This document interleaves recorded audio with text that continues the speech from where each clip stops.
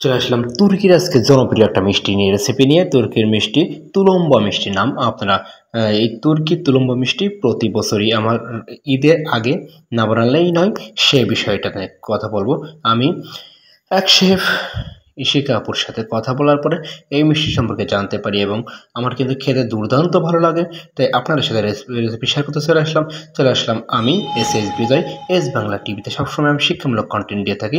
S Bangla TV আপনাদের পাশে বিভিন্ন শিক্ষামূলক তথ্য নিয়ে। এখন চলে আসলাম মূল বিষয়ে। এখন আমি যেটা করবো, দুই কাপ পরিমাণ চিনি নিচ্ছি এবং 1 কাপ পরিমাণ পানি নিচ্ছি। আমি কিন্তু কথার সাথে ভয়েস দিয়ে থাকি। 1 টেবিল চামচ নিচ্ছি লেবুর রস নিচ্ছি এই কারণে যাতে ক্রিস্টাল না, চিনির রসটা ক্রিস্টাল না হয়ে যায়, কিন্তু কোনো টকও হবে না, কারণ এতটুকুর মধ্যে অল্প একটু লেবুর রস যাতে টক হবে না। এরপর 2 মিনিট আমি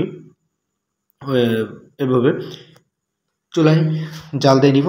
জাল দেওয়ার পরে এরকম দেখেন আঠালো ভাব হবে এবং 2 আঙ্গুলে চাপ দিলে একটা রশ্মির ভাব হবে, একটা রশ্মি ভাব হবে। আমি যেমন দেখাচ্ছি ঠিক এমনটাই হবে। এরপর আমি নামিয়ে নিব। নামিয়ে নেওয়ার পরে আমি যে কাজটা করব, 2 কাপ পরিমাণ চিনি দিচ্ছি, 1/2 টেবিল চামচ লবণ দিচ্ছি, এবার 3 টেবিল চামচ বাটার দিচ্ছি। যদি আপনার বাটার না থাকে তাহলে ঘি দিবেন, আর যদি ঘি না থাকে, ঘি বাটার দুইটা কোনটাই না থাকে, সেক্ষেত্রে আপনারা দিয়ে দিতে পারেন খাঁটি সোয়াবিন তেলের ব্যবহার করলেন। অবশ্য ঘি বা বাটারের মতো ফ্লেভার বা হবে জোরালো হবে না, তারপরেও হবে। এরপর যে কাজটা করবো, 3 কাপ পরিমাণ বা 2 কাপ পরিমাণ ময়দা দিচ্ছি। 2 কাপ পরিমাণ ময়দা দিয়ে দিলাম। ময়দা দিয়ে আমরা সুন্দর করে এভাবে উলটপালট করে নাড়তে থাকবো। তবে লো ফ্লেমে রাখবো, কিন্তু বেশি হাই ফ্লেমে দেবো না, লো ফ্লেমে রাখলাম। এই ময়দাটা সুন্দর করে আঠালো ভাব হবে। এবং এখন যে কাজটা করতে হবে আমাদের, মোটামুটি হয়ে আসছে, যখন প্রায় হয়ে আসবে, এখন আমরা চুলার জালটি অফ করে দেব, একটা ফ্লেমটি অফ করে দেব। অফ করে দিয়ে এটা আমরা চুলা থেকে নামিয়ে নিয়ে আমরা ট্রান্সফার করব একটা বাটিতে। তবে সে পর্যন্ত মোটামুটি 2 মিনিট আরও টেনে নিচ্ছি, যাতে মোটামুটি একটা আলাদা কালারের সৃষ্টি হয়, যে সিদ্ধ হয়ে গেছে। এবার আমরা এই বাটিতে নামিয়ে নিলাম। বাটিতে নামিয়ে নেওয়ার পরে মোটামুটি গরম ভাব আছে, এটা আমরা একটু ছাড়িয়ে দিচ্ছি, যাতে সব জায়গায় একেবারে সরে দেয়। এরপর আমি ঢাকনা দিয়ে ঢেকে দিচ্ছি, যাতে ঠান্ডা হবে। আমি 5 মিনিট রেখে দিব। 5 মিনিট রেখে দিলে ঠান্ডা হবে, কিন্তু এই ঠান্ডাটা এমন ঠান্ডা হবে যেন মোটামুটি উষ্ণ গরম থাকে। এর মধ্যে একটি ডিম দিয়ে দিলাম। একেবারে ঠান্ডা করলে কিন্তু আমাদের মোটামুটি এটা কিন্তু আর ডিম মিক্স করা কষ্ট হয়ে যাবে। আবার যদি বেশি গরম থাকে হাত দেওয়া যাবে না, সেজন্য মোটামুটি উষ্ণ গরম রাখবো। উষ্ণ গরম বলতে আপনারা বুঝতে পেরেছেন। এবার একটা ডিম দিয়ে মোটামুটি আমি হাত দিয়ে এভাবে মিক্সিং করতে মোটামুটি ডিমটা কিন্তু সব জায়গাতে মিশ্রিত হয়ে যাচ্ছে। এখন এর মধ্যে আর একটা ডিম দিয়ে দিব।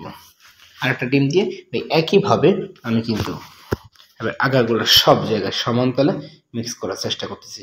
আপনারা প্রথম মনে হবে ডিমটা মিক্সই হবে না, কিন্তু হাত দিয়ে মিক্স করে দেখেন পুরোটাই মিক্স হয়ে যাচ্ছে। সুন্দর করে আরেকটা ডিম দিলাম।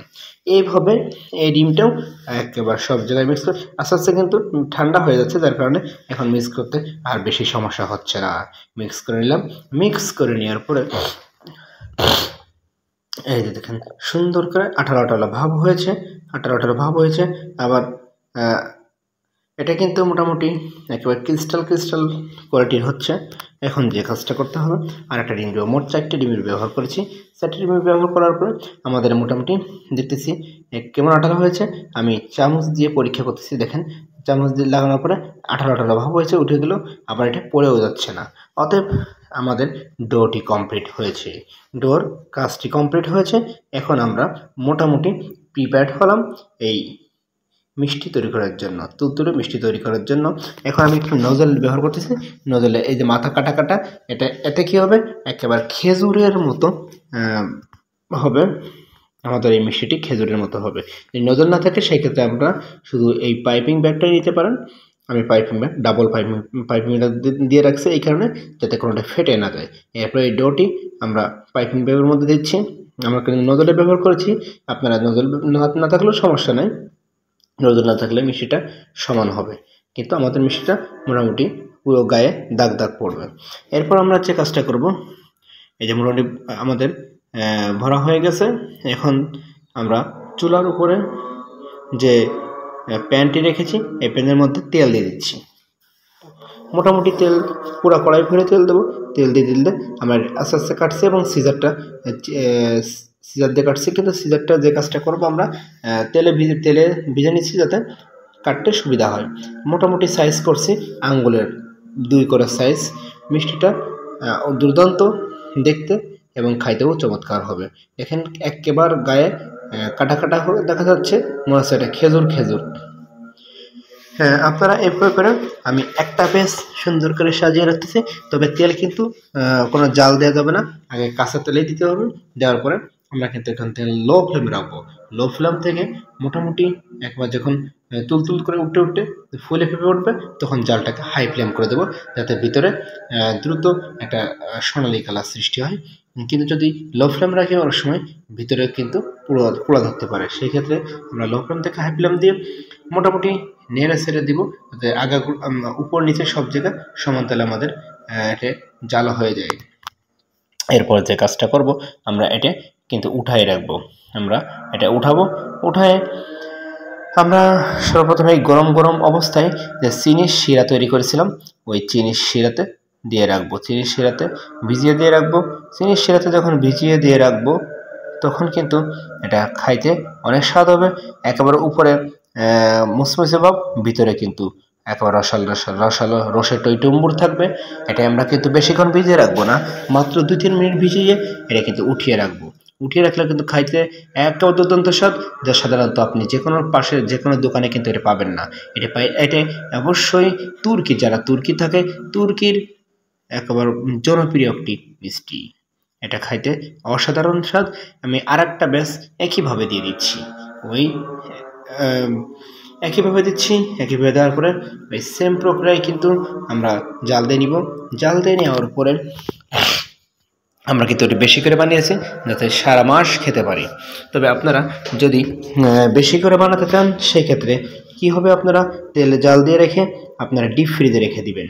ডিপ ফ্রিজে রেখে দিলে এটা অবশ্যই ডিপ ফ্রিজ থেকে বের করে, যদি আপনারা চান ক্রিস্পি কোয়ালিটির সেক্ষেত্রে আপনারা ডিপ ফ্রিজ থেকে বের করে ওভেনে দিয়ে গরম করে এটা কিন্তু এটা চিনির শিরাতে বা সুগার সিরাপে ভিজিয়ে নিয়ে খেতে পারবেন। সারা বছরই এভাবে সংরক্ষণ করতে পারবেন।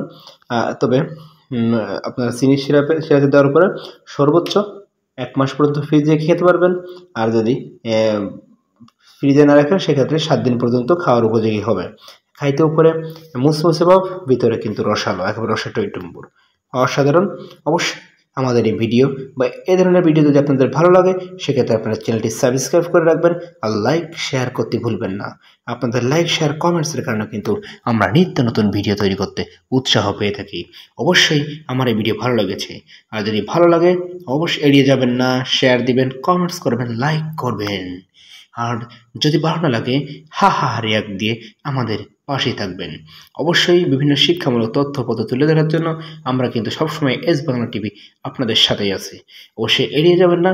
চলুন তাহলে আজকে আপনাদের যেরকম আজকে রেসিপি দেখলাম এই রেসিপি অনুযায়ী আপনারা যদি নিত্য নতুন কী ধরনের কন্টেন্ট চান অবশ্যই আপনার কমেন্টসে তা লিখবেন। আপনাদের কমেন্টস রিলেটেড আমরা কিন্তু কন্টেন্ট নিয়ে হাজির হয়ে যাব। অবশ্যই মুসমুসে ভাব। এছাড়াও যদি আপনারা চান যে ভেজে রেখে সারা বছর সংরক্ষণ করবেন সেটাও করতে পারেন। অবশ্যই তুর্কির এই জনপ্রিয় খাবারটি অবশ্যই আপনাদের ভালো লেগেছে, সাথে থাকবেন। অবশ্যই আমাদের এই পুরো ভিডিওর সাথে দেখার জন্য আপনাদেরকে অসংখ্য ধন্যবাদ।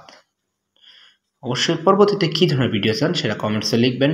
আর আপনারা জানেন সর্বদা আমরা কিন্তু সকাল 9টায় এবং 2টায় কিন্তু রেসিপি সংক্রান্ত ভিডিও দিয়ে থাকি।